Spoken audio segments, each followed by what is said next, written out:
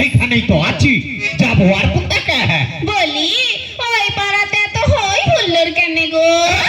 আরে বললো না, ও পাড়াতে পুতুল নাচের আসর বসেছে গো। ও মা, তাই কি পালা গো? বলছে নাকি বেহুলা লক্ষিন্দর পালা। ইস, চলো না গো, দেখতে যাও।